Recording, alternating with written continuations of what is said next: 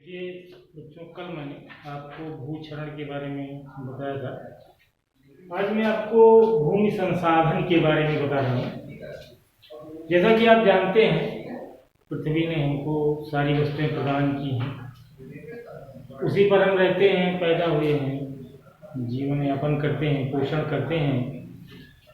तो भूमि संसाधन किसी राष्ट्र की वह अमूल्य संपदा होती है जिसपे हम वन्य जीवन, मानव जीवन, प्राकृतिक वनस्पति, परिवहन एवं संचार प्रणाली तथा आर्थिक गतिविधियों को ये भूमि संसाधन आश्रय देती है।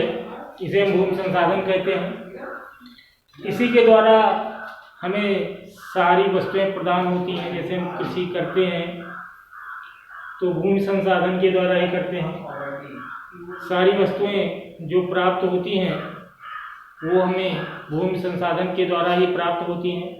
इसलिए भूमि संसाधन हमारे लिए बहुत ही महत्वपूर्ण है और भूमि संसाधन के द्वारा ही हम भूमि संसाधन से ही सारे कार्य करते हैं। प्राकृतिक वस्तुएं भी हमें इसी से प्राप्त होती हैं। दूसरी बात, मृदा का निर्माण। मृदा का निर्माण कैसे होता है? मिट्टी या मृदा के बनने की जो प्रक्रिया है वो बहुत ही लंबी होती है। काफ़ी समय लग जाते हैं मिट्टी को या मृदा को बनने में।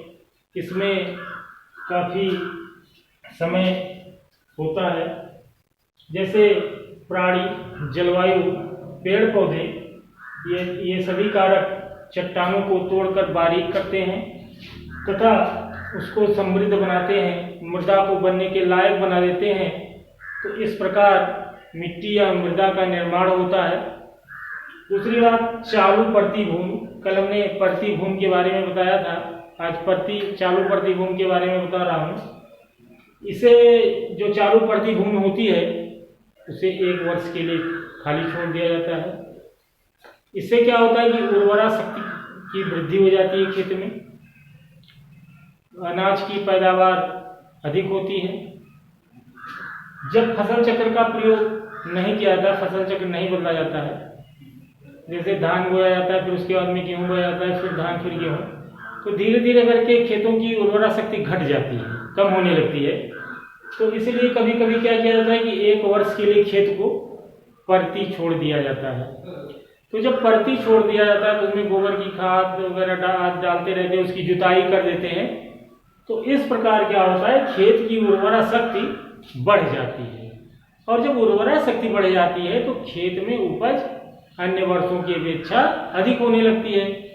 तो जब 1 ही वर्ष के लिए खेत को खाली छोड़ा जाए तो उसे हम चालू परती भूमि कहते हैं।